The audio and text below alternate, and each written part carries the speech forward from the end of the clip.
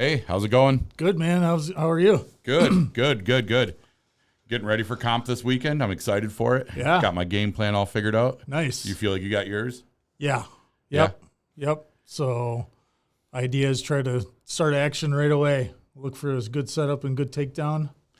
Yeah, that's kind of the game plan that I'm looking for too. I've been working with our coach Nick on getting started with like a kind of a schoolyard shove and then getting right into some body lock stuff, duck under, drag down, control. Yeah. Look for the Kimura. That's my move. Yeah. Look for that Kimura. Maybe some gi wraps. I don't know. I play a lot of gi stuff, so find some gi chokes. If we can do it, that'd be awesome. But yeah. You got people in your division?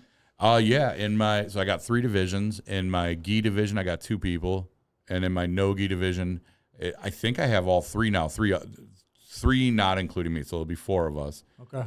In no gi, one guy was unregistered or like unpaid or whatever, but I think that changed over the last day or two. So I think he's like fully in now. In my absolute division, I only have one guy in absolute, which I thought was weird. Really? Yeah. So Gi absolute? yeah, gi absolute, seniors and masters. I did drop down to adult because otherwise I would have had no matches if I would have stayed in my age bracket. Okay. So I dropped down to the adult category to get some matches in the gi and the no gi. And then absolute, I was like, I'll do senior and masters absolute. And I got one guy, which I thought was odd. Okay. So Nice. what it is. But, whole point of me doing absolute was to get a few more matches, and then that ends up being my smallest division. But the guy that I'm going against beat a friend of ours before, like years ago. So hopefully I get a tough match out of him. Okay. We'll see how it is. Okay. Is that still like blue belt and below for the gi? It's just blue belt, only blue. Okay. Yeah. For absolutes. Yeah, for absolutes, no white belt, which I thought was kind of odd. I don't know that I love absolute being age discriminatory. Like I would rather absolute just be all ages, sizes, blue belt. Yeah, I thought that's how it worked sometimes. I don't know. Well, we're doing grappling industries, so I guess grappling industries it's seniors and masters Different or rule adults. set. Yeah, different rule set.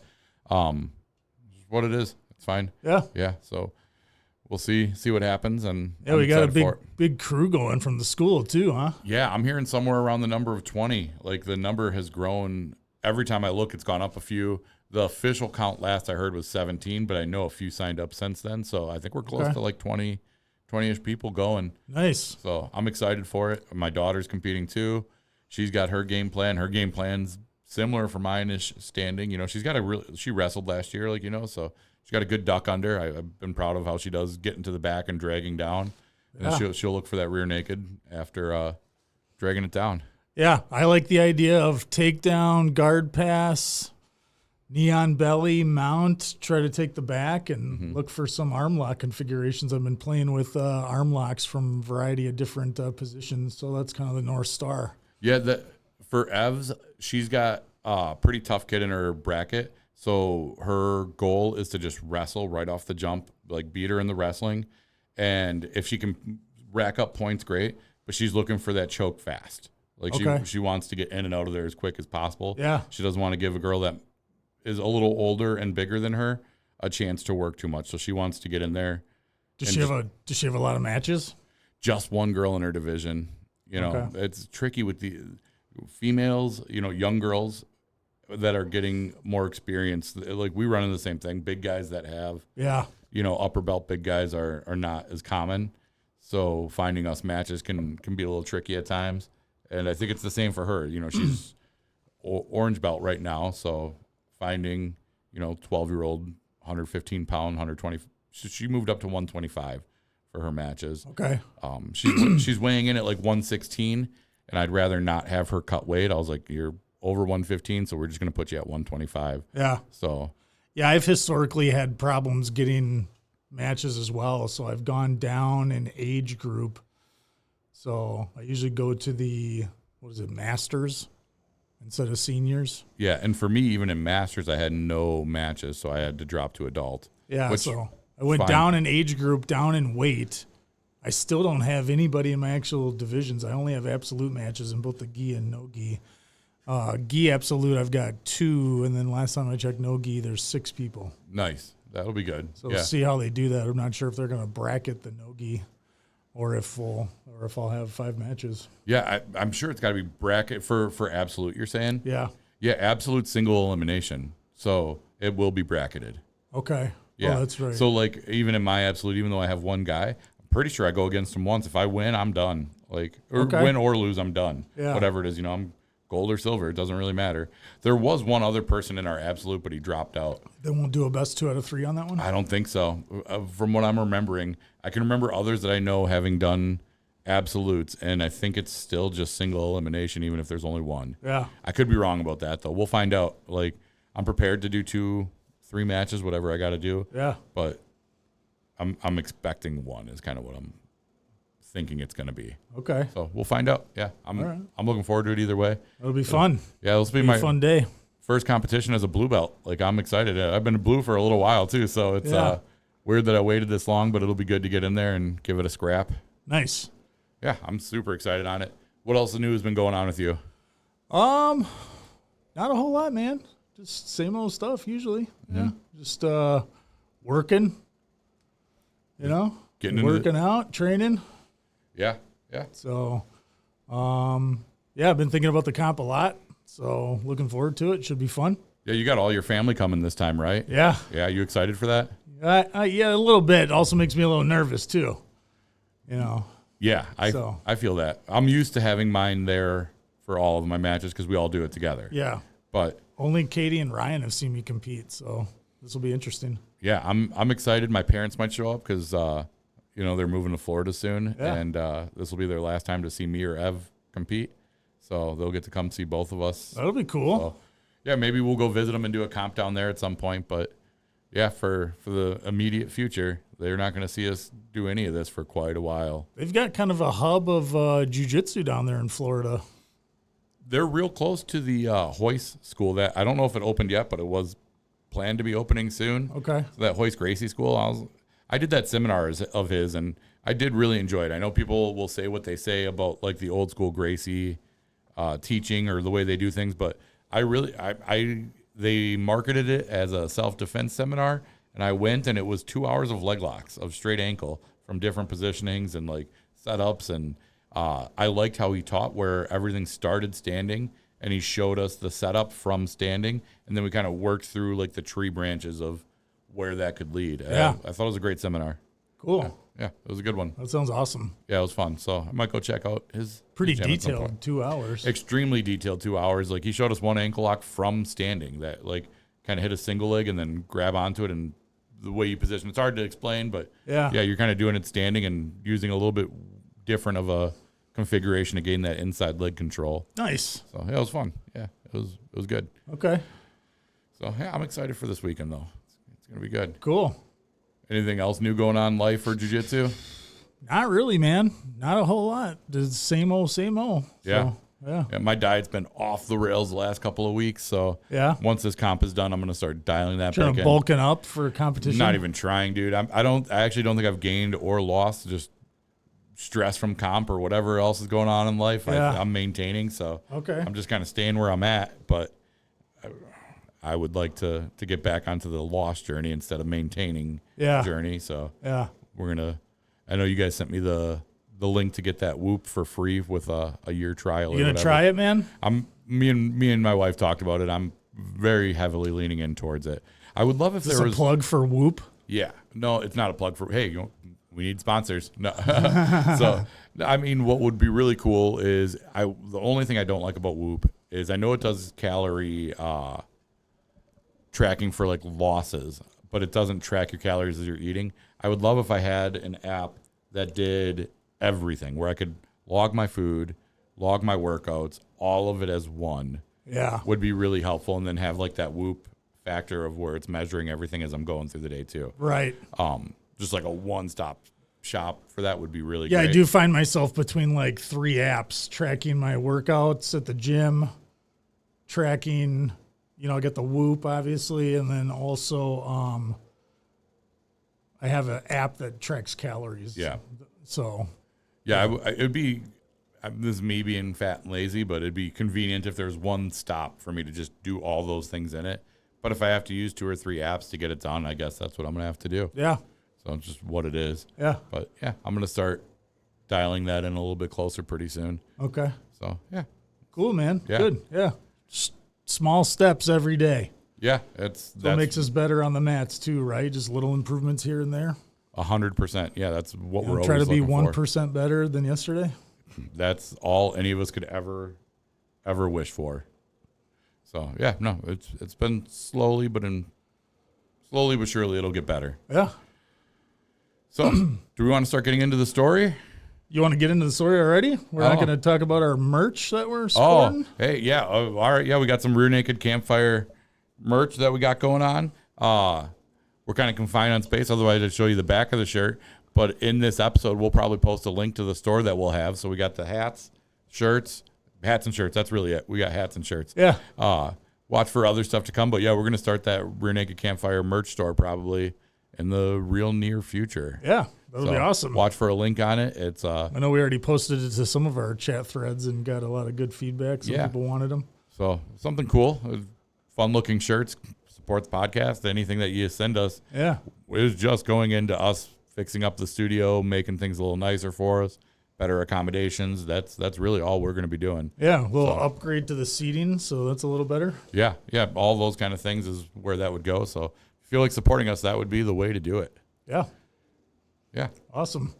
So what else is going on then with you? Oh, not much. Last weekend we went visited some family up north and tried out a new gym. Just stopped in and had a great time. It was a smaller gym in the UP in Escanaba, Michigan. Knox Jiu-Jitsu. What's up, Jack? It was fun visiting you. We had a great time there. Everybody was super welcoming, really cool. My wife was a little nervous going into it because their class right before open mat is a leg lock class. Their Saturday 10 to 11 is leg locks, and 11 till whenever is their open mat. So, well, they have a class dedicated strictly to leg locks. A strict. Yeah, I thought that was interesting. That's cool. But she was worried that there's going to be a bunch of leg lockers there on the Saturday open mat because it leads right into it, and wasn't an issue at all. She did just fine. And it's a newer gym, so I think she held her own just fine with like the other ladies that were there, and she did well. And me and Jack had some really fun rolls. Like, showed me some really cool stuff. I play a lot of deep half, and he hit me like 3 times. I was doing the deep half and going into it, starting to roll through, and he was hitting an arm bar on it right off the deep half. And he showed me a way to hide my arm so that doesn't happen. It was real effective. So to hide your arm? Yeah. So, usually we're hugging kind of on the leg. Yeah. What he showed is to kind of go under and sort of like double under on the leg and pop through a little bit. He's like, once you're like halfway through, then go back to that hugging motion. But start here and then loop around and hug. Okay, that's interesting. Just to hide that arm, and it did work. It stopped the arm bar. I do like the deep half. Yeah, I'm a huge fan. I think you started, or you or Nick, one of the two of you kind of started me on that path of deep half. But it's for sure one of the things I'm looking for. If I'm on the bottom, I'm fishing into that deep half from. I think that was one of the first sweep series that I got into. Yeah, it's probably the one that I use the most. Is that Jeff Glover? We'll say yeah. Okay. Yeah, that seems right. Yeah, it's one I use all the time. Yeah. I like it. Yeah. Yep. I set it up off of my lockdown. I play a lot of lockdown from half guard, so gay. Yeah, it's super gay, but it's super fun, and people suck and they tap to it quite often. I don't know what it is about my lockdown that's different than others, but I don't know how I get taps from just a positional thing, but I know it creates quite a bit of pressure, and I get some weird taps when I do the lockdown. I know I go against a guy this weekend that plays a lot of lockdown and Kimuras. It's kind of like you. Yeah, I know who he is. It's like a different version of you. Yeah, like a worse version of me. Kidding. I don't know. I'm kidding. You might watch this. No, it's no. I know exactly what you're talking about. Yeah. Kimura's lockdowns. I'd say the bigger difference between him and I is I think he is a little bit more of a no-gi guy. Okay. Maybe I'm wrong about that. I tend to be a bit of a fabric warrior, and I prefer the gi over, and I don't know that that's necessarily his style there as much. One thing I've been running into that I've been having a problem with is leaving my right arm susceptible to overhooks. So overhooks and getting into like mirror lock territory if they're like getting a deep over on you. Yeah, or something like that, So I got to watch that. Got to bring the elbow back home. Yeah, especially if you're with somebody taller than you, which he is taller than you. So be ready for that. Keep those elbows tight when you're with him because he's the type that'll look for a mirror lock too. Yeah, trying to when trying to pass the guard after a takedown, leaving this arm trailing a little bit. So I got to watch that. Yeah, I know. Like for me being a taller guy, that's something I look for a lot is that overhook, and I'll kind of lead it into like a mirror lock or Russian tie very often because it's natural for me to get there with somebody smaller than me, which everybody for the most part usually is. Yeah. You know, I'll get guys taller sometimes, but pretty rarely. Like that one guy. He was like 7'5", 7'6". Yeah, 390 pounds. 390 pounds. I think it was even more than that. Realistically, we joke about this guy all the time, but I think realistically he was like 6'6" and somewhere in the realm of like 350, 360. So he was huge. He was quite a bit bigger than I am. Not sure if he was that big. I know he was in like the 350s for weight. Yeah. And height wise, I know he was. You know that he was 350? Yeah. Oh, wow. I talked to him after, and because I had a hard time moving him around, and that's not normal for me to struggle that much moving somebody. Sure. But yeah, I asked him what he weighed, and height wise, yeah, he was big, and he had a couple inches on me, and I'm somewhere around like 6'2" to 6'3", and he was a little bigger than me, so I'd guess he was somewhere in the realm of like 6'5". That was a horrible refereed match. Yeah, yeah. I mean, that's a story we could tell another day, but you know what? We can talk about it now. We got time. Yeah. So it was an interesting match. I'd talk about Russian tie quite a bit already and mirror locks. And this guy, he was taller than me, but he did some kind of weird where he like shot in on a takedown, but it was a horrible shot. Like he just didn't commit to it and ended up with the overhook into like a mirror lock kind of area. And I reached through and grabbed his gi while having the mirror lock and started to drag him down with it, and his shoulder popped. So I get the takedown. I'm on top, but he screams out, tap, tap, tap. And the referee stops it, breaks us apart, and his shoulder had popped. His shoulder was like out of its socket. Like it was pretty messed up. Medics come over to take a look at him, and I go sit like over in my corner, like kind of kneel down just to be respectful, stay out of the way. Somewhere around like 10 minutes goes by. This story gets more ridiculous as you tell it. But it's the truth, though. I like legitimately somewhere between like 8 to 10 minutes go by. It was that long? Mm-hmm. Yeah, because we have it all recorded. Somebody didn't stop recording, so we see on the timestamps of like where it was. Okay. It was somewhere around like 10 minutes that went by of no matches, like nothing happening in our match, just him being checked out by the ref. So the ref calls us back out to the middle, and I go stand. I face everybody and get ready to get my hand raised, thinking it's over. And the ref faces us towards each other and goes fight. In my head, we were done. Like I was just so checked out at that point. I did not understand how they could restart a match after somebody verbally tapped and had taken that kind of break. Well, and then they reset you standing up? And they reset us standing up and gave him the points for the takedown, I believe.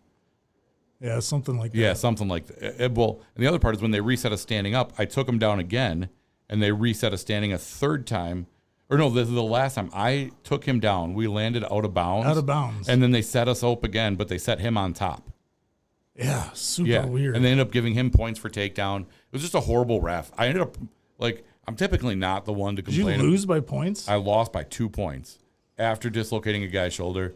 As I got off the mats, everybody there was like, hey, you won that match. Like, that was just horrible reffing, just like bad decisions. That ref all day was absolute dog trash. Like, I'll straight up tell people, like, don't do Naga competitions. They do not. Like, their refs are horrible. I watched a ref get evacuated from a Naga competition because one of the coaches went onto the mats, pushed their ref, and instead of ejecting the coach, they ejected the ref, who did nothing wrong. Well, the ref said, if he doesn't leave, I'm leaving. Yeah. Well, they should have. I mean, in my opinion, there's no reason for anybody to ever lay their hands on a ref or to. And that coach is like a 4 or 5 stripe black belt and walked onto the mats with shoes on to push the ref. Like, way out of line. And so I've seen a lot of pretty horrible stuff at Naga that I just would not support that organization and the way they run things. Even when contacted or notified about these things happening, they do not give a shit. So they don't give a shit? No, not at all. Not even a little. So to me, it's like, why support an organization when to me, Grappling Industries has been nothing but fair. I've not seen anything crazy happening there. Like, any situations have been dealt with way better. They seem more organized. Yeah. So like Grappling Industries seems better. The Fuji matches I've been at, the Fuji seems really well run for the most part. But yeah, Nagas are just a giant shit show of nothing good happening. Yeah, I did do an AGF tournament not too long ago. That was run pretty well. Yeah, that one was it was smaller, but I thought it was run really well. Yeah, I but think it was one of the first times they've been to this area. Yeah, if not the first, one of the first. Yeah. And yeah, I coached you there. Yeah. Yeah. Went well. It went really well. You did great. You double gold, right? Yes, sir. So yeah, that was good. So fuck Naga. And yeah, I can tell your face right now. You're like, damn, you're going hard. I'm like, hey, Naga, if you want to sponsor us, eat a dick. I still won't take it. No, I'm not doing it. We don't care how much. Yeah. Screw those guys. I don't want it. That's so funny. Yeah, I'll stand on my morals on that one, dude. Screw them. Honestly, the one where that coach pushed the ref was just so out of line. Part of me wants to name the gym that did it, but I'll chill out and not go that hard. Yeah, it was wild because his guy still won the match. Yeah, his guy was up points, and if I'm being honest, wasn't that great. Like, he held his guard for the whole time and somehow had points. I don't know if he had advantage points for, like, just holding his guard. I can't remember exactly how the match went, but yeah, and what was the beef? Why did he even shove the ref? Yeah, so the gym owner was the father of the competitor. Okay. And he was mad that his son didn't get extra points for something, but I never seen him do anything that would have scored points. Yeah. You know, he never swept. He held his guard, closed guard the whole time. I don't know that he ever really opened his guard. The guy inside of his guard was actively trying to pass and open it the whole time, and he just held it. And this is like black belt level, so like passing the guard is tough. Like sometimes you get caught there, and like that. I mean, we've seen that at the Craig Jones Invitationals. We've seen that in high level matches. Yeah. Like guys get stuck in the guard. He was actively trying to pass though, and the guy on the inside the guard, the guy playing his guard, just held it the whole time. And somehow his dad thought he should have had extra points, even though he somehow won. Which, in my opinion, I would have called the match a draw. Maybe I'm off about that, but I didn't see him do anything that deemed score worthy. So no. But whatever the rule set was at that Naga competition, and then the owner of that gym starts yelling and screaming and flipping out, and all the ref said, which I thought was completely respectful, is I'm just going off of the rules that I was given. And he repeated that saying, I'm just going off of the rules that I was given. Keep saying it multiple times, and that somehow agitated this gorilla into going out on the mat and pushing him, which is wild. Just gooning, just fucking idiot. Yeah, way too much ego there. Way too much ego. Like, just be respectful. Like, you know, like you got to throw a temper tantrum when things don't go perfectly your way, even though your team won the match. And it's like a community tournament. I mean, this isn't a professional level. No, well, that one did have money at the end. It was absolute, so I think there was like a $500 check. There is? Yeah. Mm-hmm. Oh, yeah. I didn't think that they awarded cash. Black Belt Absolute has, I think, a $500 check at the end. Okay. So, yeah, there was money on the line, and this was the finals match. Also. $500 worth your character? Yeah. Right. Well, yeah, I don't know that they had any character to start, like, my opinion. And I know other people that have gone to that gym and not heard great things about their ethics, their morals, which puts a bad taste in my mouth already about it. But, yeah, I'll there's very few gyms in our area that I would, like, if somebody came to me like, hey, we are thinking about going to check out some jiu-jitsu gyms, any that you would stay away from. There's two. There's two in our area. We probably have 20 or 30 that we could list that we know of. Yeah. And there's two that I would be like, don't go there. And that's one of them. Okay. Yeah. So. Yeah. So fuck Naga. Fuck Naga. I really want to call it. No, I'll leave the names out of it. Yeah, that's the whole point of the podcast. Yeah, it is the whole point of the podcast to not say the names. But if you private message me and ask you want to join a gym in Milwaukee, I'll tell you the two gyms not to go to. So send me a message and I'll tell you what I'm talking about. You can tell me off air the second one. I can't think of it. Oh, you can. Okay. You can. You know. All right. Yeah. Yeah. Oh, man. I don't want to lean into it anymore. Yeah. Well, that's the point of the podcast, right? We've both spent a bunch of time there. stories. That's maybe a better way to say it. We've both spent a bunch of time at that other gym that I would tell people not to go to. Okay. So, yeah. All right, that's good. Yeah, now you know where I'm talking about. A lot of good stuff coming on the gym horizon, though. Very cool stuff. Our gym that we go to now, both gyms that we cross-train at are moving into new facilities, bigger, better things coming up. So Fresh Coast Jiu-Jitsu in Brookfield soon? Yeah. and Aura Jiu-Jitsu staying down in Mount Pleasant, but moving closer to the freeway. Yeah. To a lot bigger space. Much bigger. It's going to be, I was talking to somebody about it, and if you take MMA gyms out of the picture and just look at strictly jiu-jitsu gyms, I think this might be the largest jiu-jitsu only gym in the area now. If not the largest, like right there tied, like it's got to be close. Yeah. There's a few MMA gyms that I know are like similar, which is crazy that will be similar size to some of these bigger MMA gyms. Yeah. But will be similar size, maybe a little smaller than a few of the MMA gyms. And I don't know of any just strictly jiu-jitsu gyms that would be larger. I don't know of any that are even the same size, but I'm sure there's some that are probably close. Yeah. So it's going to be awesome. It is going to be awesome. Showers. That'll be nice. Showers, changing. We already have the locker rooms, but we'll have 2 showers in each men's and women's There's locker room. nothing better than after having like a hard day of training, taking a shower. Or taking a shit. I thought that's what you were going to say. Yeah. Yeah. No, taking a shower. Oh, okay. Right afterwards. Driving home clean.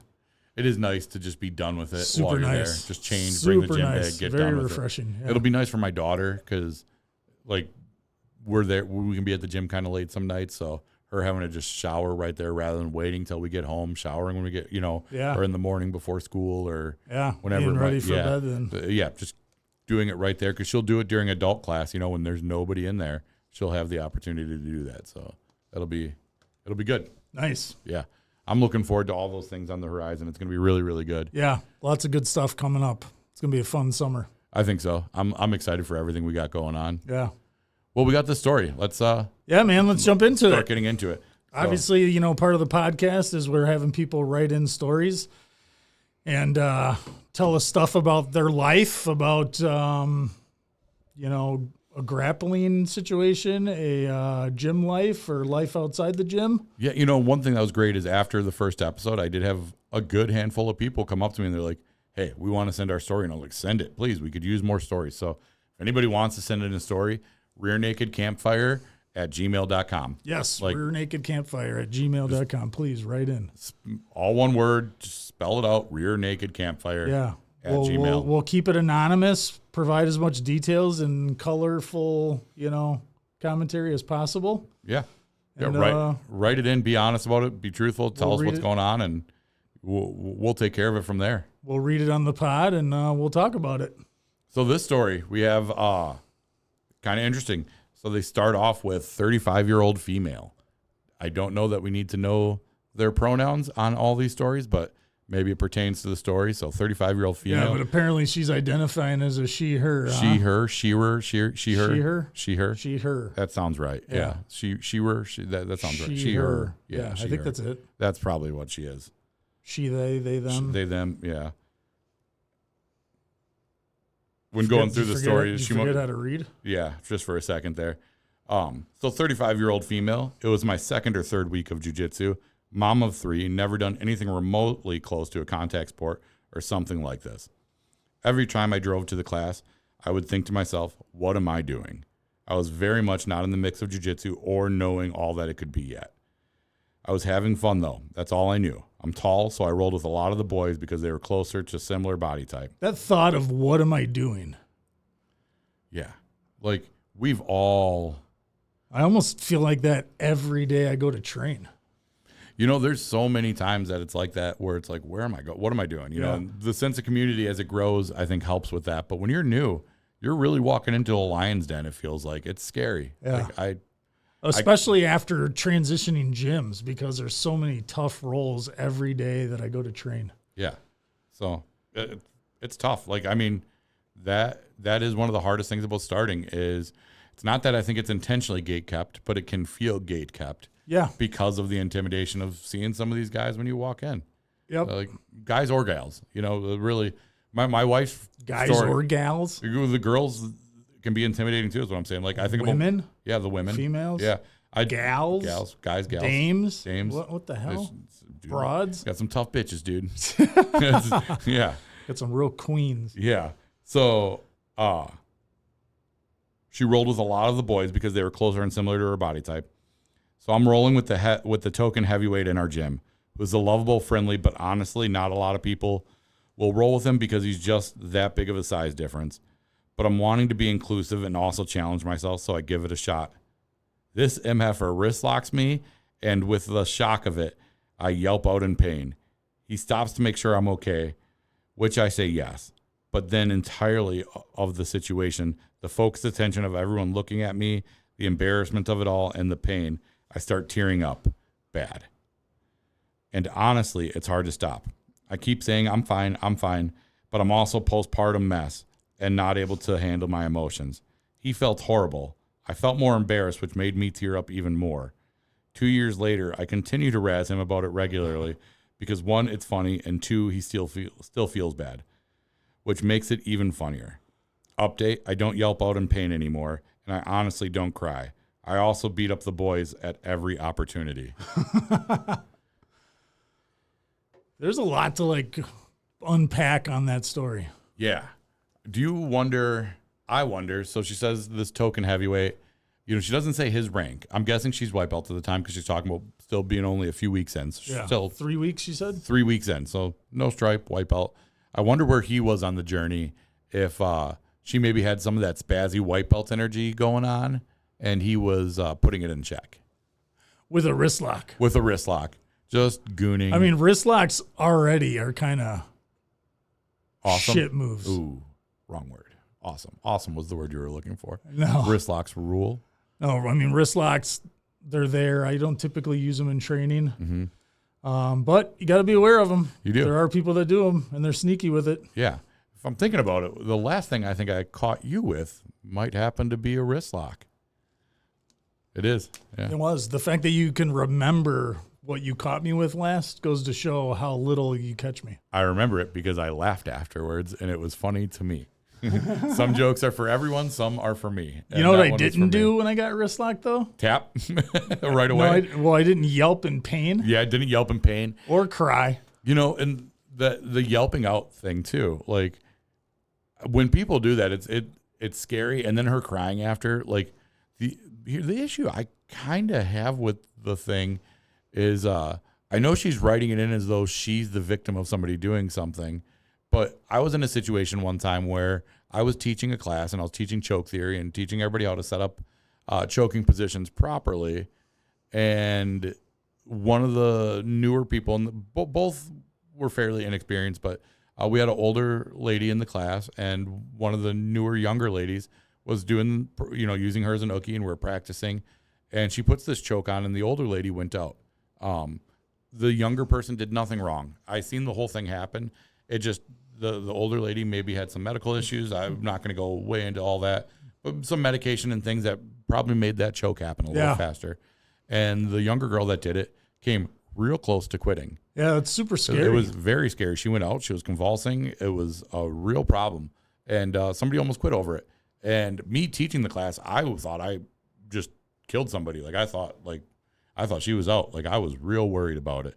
So, I wonder if this bigger guy felt, like she says he feels bad to this day. Like, I wonder how close he was to quitting after hurting some girl, because she yelped out and started crying. I wonder, we don't hear that side. If, this was almost 2 people quitting the sport, not just one. Yeah. I wonder if they snapped it on her. Yeah. If they just ripped into it, or if he just tapped it, like just a little love tap of, we've all done the little love tap. Like, I got the wrist lock, haha, and then moves on. Yeah. Yeah. Could have been one of those, or it could have been like a real one. Yeah. Who knows? Yeah. I would assume if he was teaching her a lesson, it was probably more of just hey, this is what's here. You better chill out. Yeah. There is a little bit of that, right? When you're rolling with people and they're kind of like being a little brutish. Yeah. Where it's like, okay, enough is enough. And now you just turn it up on them a little bit and show them what's up. Yeah. I wonder if this is like an origin story for her being the Matt villain in the future.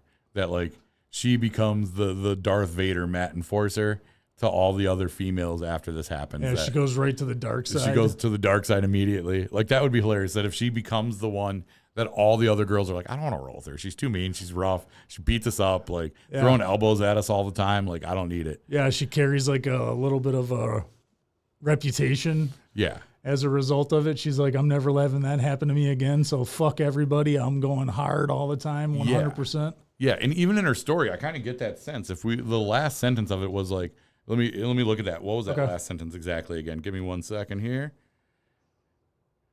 update, I don't yelp out anymore, and I mostly don't cry. There it is. I also beat up the boys at every opportunity. Yeah, so she's taking it out on everybody.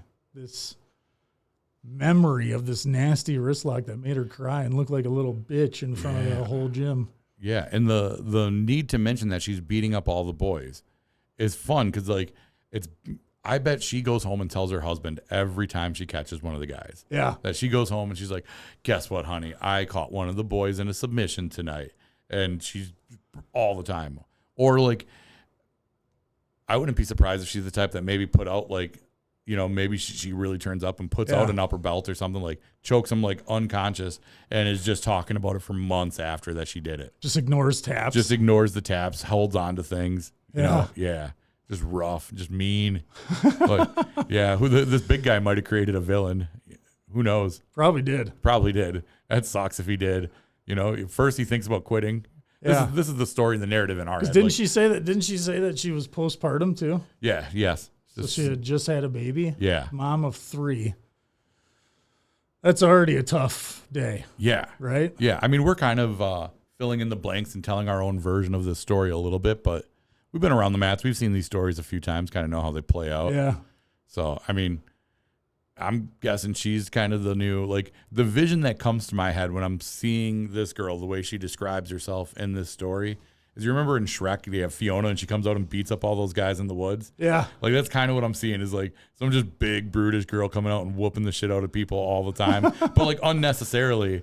And she's doing it to guys. Nobody knows where this is coming from. Yeah, like she's throwing like 110% on these dudes that are like, I'm just trying to flow right now. Like we're warming up. What are you doing? All she does is wakes up every day waiting to get her revenge against this guy that wrist locked her. Yeah, right. Just like, I'm going to catch him eventually. And then when she does, he's going to be like, I was just playing around, dude. Why? Like, are you so excited that you caught something on me? Like, you know, it's never going to be real. Like, she'll never really catch one of the boys. Yeah. Right? Like, we know. Like, there's a reason we separate divisions, you know, like. I don't like the angle you're taking. I don't know. Is she really catching the boys? Like every time she catches the boys that she's doing it regularly? I don't know. I don't know if I like this angle, man. I don't know, dude. I've rolled with some tough females, but a white belt catching guys regularly? I don't know. Like, I think they might be giving her a little bit of something to pump up that ego to slam it down when they feel like. I've legitimately been caught by women quite a lot. I have too. One of them jacked up my knee for like 6 months. So yeah, well, you probably should have tapped. I probably should have, but that honestly, that wasn't a not tap situation. That was it happened real fast and wasn't her fault. I zigged when she zagged, and things just. Did your knee bruise up? Oh yeah, for a while. Like my whole leg turned black and blue for a long. Was that going to be your first blue belt comp that you had to dip out? It sure was. Yeah, that was the first one at actual blue belt that I was going to do, and I was still going to do it with my leg jacked. I was hobbling around for quite a while. And you and I got together to drill it and to just go through some stuff to get ready. And you seen it and you talked me out of doing the comp. You're like, dude, you don't need to do this. Don't hurt yourself. Yeah, I mean, we're still going to give you shit for dipping out of the competition. But yeah, and in fairness, nobody really gave me much shit. Like, you did a little bit, but it wasn't horrible. I think everybody knew this was a legitimate injury that was worth. Like comp drop worthy. It wasn't. I thought you were going to come up with an excuse to dip out of this one. Nah, no, not even. I don't know that I've only ever dropped out of 2 comps that I've signed up for. That was one, and the other one I won't get into the details on, but you know what it was, and it was also like a valid. Well, you were in that comp as well, and we both dropped out for a valid reason. Yes. Yeah. So earlier this year. Yeah. Yep. Maybe 4 or 5 months ago, I'd say. Yeah. Yeah. So it was a good reason that we both did it. Like, it was just not the right time. But yeah, I mean, I get those things. This story is just kind of wild. Like, I really, like, reflecting on it, I wonder, you know, maybe we're calling this whole situation wrong. Maybe she was really the victim and this big guy was just being an asshole. Well, I think throwing a wrist lock on a white belt is shitty to begin with. Oh, really? I don't think so. I know. Yeah. You make it your day. I do that. That was your blue belt blue phase. You're like, I'm getting bored wrist locking white belts. It is true. I'm still going through it, dude. I get bored wrist locking white belts. No, I mean, I think most comps wrist locks are illegal. So Yeah, I can't think of the rules set offhand. Yeah, right I know now. every comp's a little different, but I think wrist locks are overarchingly legal in competition for white belt. And I'll be honest, I've never been taught a wrist lock. Have you? Yeah. In a class that wasn't mine? Yes. Really? Okay. So that's something I would honestly say. I don't know that I've ever been taught a wrist lock in a class, like in a formal class. I've had people show me different setups for wrist locks, just like rolling around on the mats, having fun, like having our powwows on the side. But I don't know that I've ever been in a class that's like, hey, we're going to show a wrist lock today. So how'd you learn them? Just kind of pick it up. Pick it up. Yeah, just picking it up. One of the females that we talked about, we have a female that's pretty tough on the mats, and she's known to be quite a great wrist locker. She's a police officer, so she makes sense that she would use them in those scenarios quite often. And she showed me a couple, so then me and her started playing kind of games, trying to catch each other and just wrist locking each other all the time, and you get better at them because you're doing them more. And she'd show me different setups. And yeah, it's like another guy that I know that's a brown belt that teaches a morning class at the gym that we train at. I could see him teaching wrist locks. He is like, you can't touch the guy. Yeah. He'll make you pay. You want to hear? Here's a fun story about him. Have I ever told you the story about rolling with him, no-gi? So I was a white belt at the time. This is probably 2+ years ago. I was a white belt at the time. I think he was a purple belt. And we're rolling. It was no-gi, so I didn't know what belt level he was, but I knew he was an upper belt. Like, I felt it right away. And he probably knew what I was, but he left his leg dangling for a second while I was in his guard. And I dropped back in his guard and snatched up a heel hook on him and tapped him with a heel hook, kind of abruptly, I would say. It wasn't like I ripped it, but, I got the position and he tapped right away to it. And I seen a fire in this guy's eyes. Like, there's only a handful of occasions that I can think of where somebody turned it up on me like this.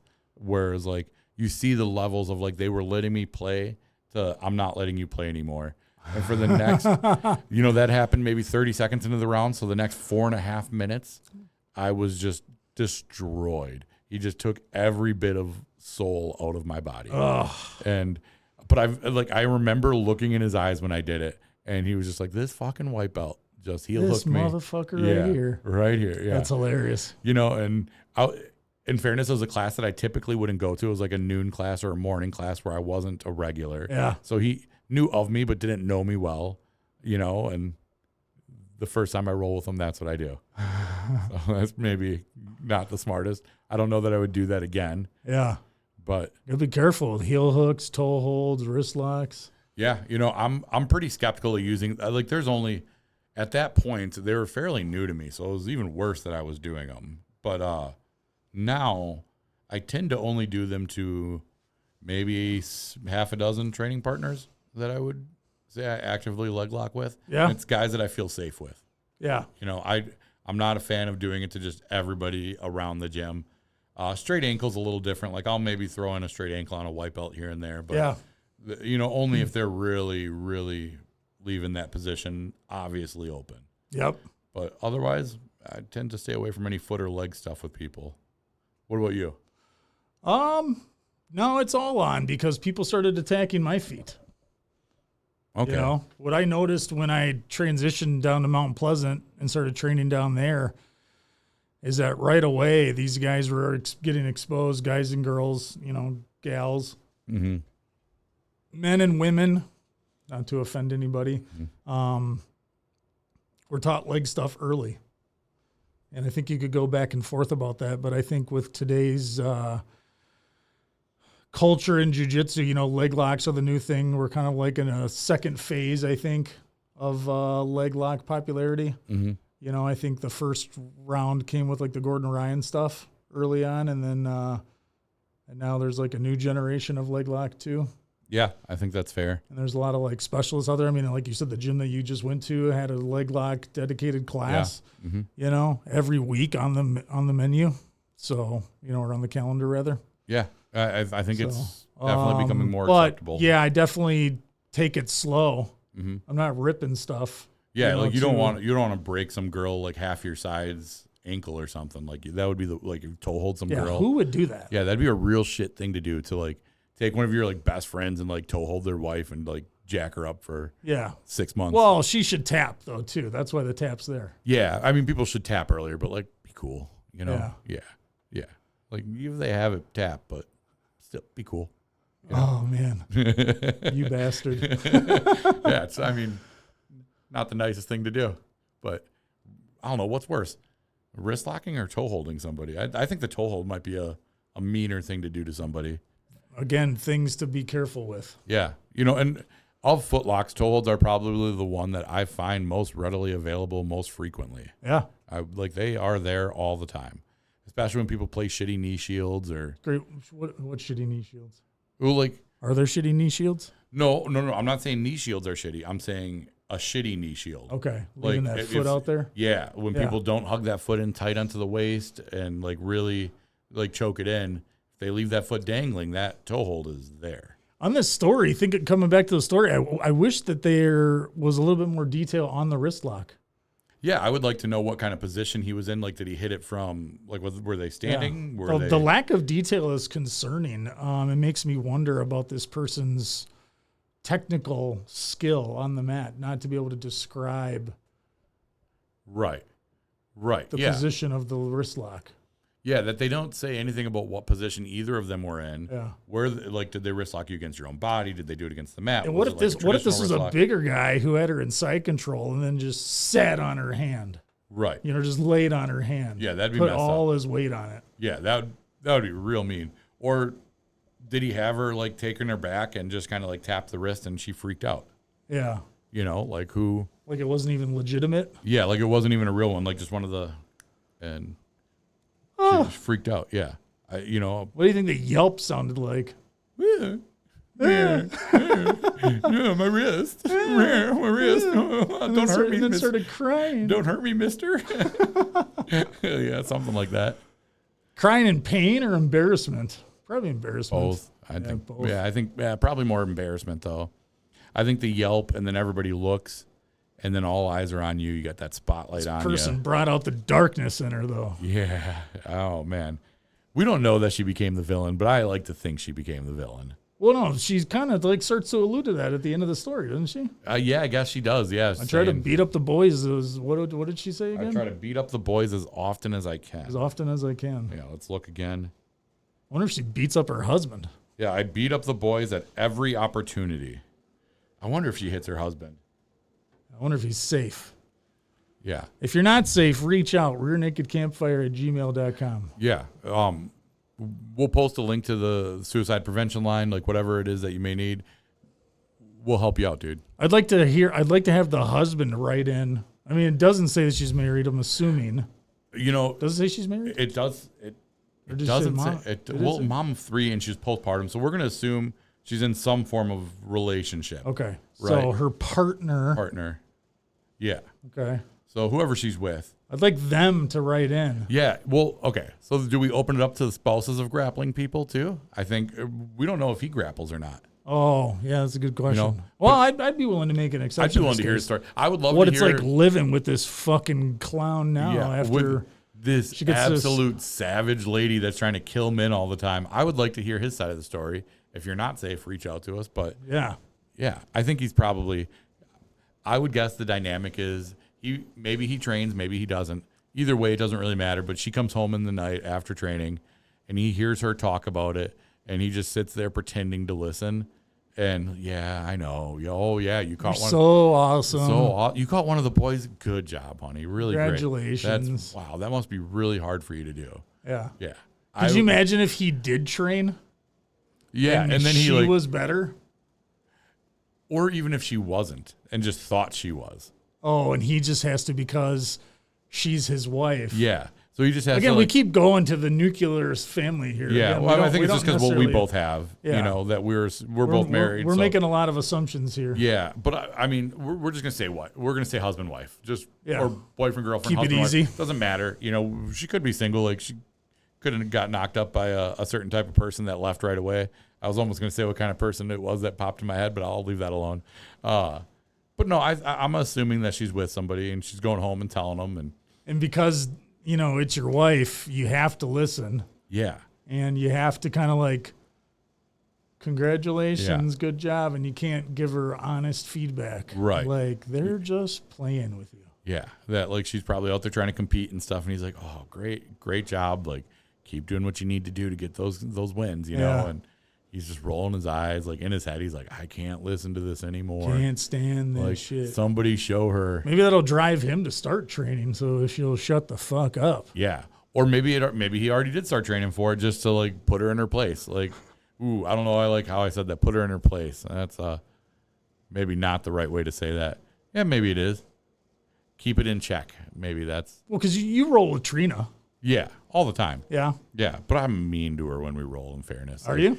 Yeah, I'm not, like, being big to her, but, like, I tend to talk... Like, we were just doing sweep, pass, or submit drills Monday night, and I was on the mat, like, holding my guard, and right away when she comes out, I lassoed her, put my foot through her leg, and yeeted her over my head. Like, right away, immediately, like, loud thump. Might have been a size thing. It was... Well... That is a sweep that I really do like and I've gotten pretty good at. So Monday night is a beginner curriculum. So not a lot of upper belts or like tougher rolls there. Mm-hmm. So I'll play little games with myself and I will say things like, I am only going to do this sweep to every single person. I'm going to spam it on repeat until they figure it out during this drill. There you go. And so that's what I was doing. I was not just a lasso sweep, specifically that lasso through the leg over my head. Yeah, I like that. Yeah. So I was just spamming that thing on everybody until somebody figured it out. Good. Yeah, it was good. It's a way to explore.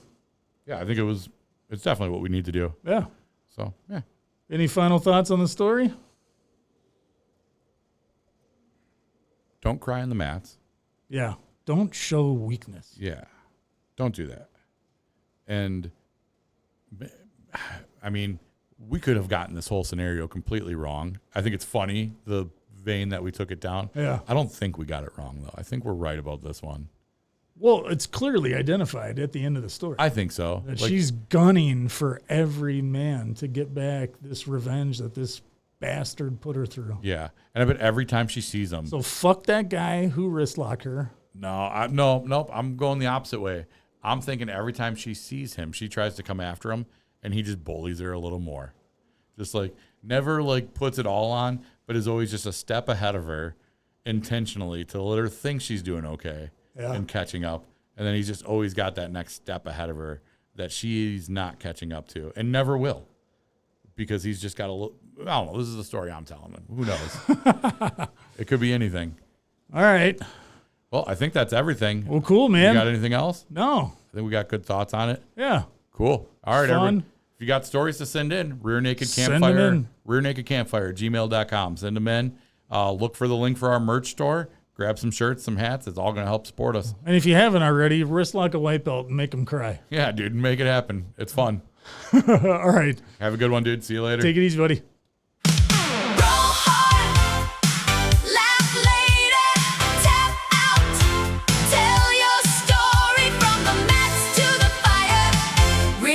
Campfire.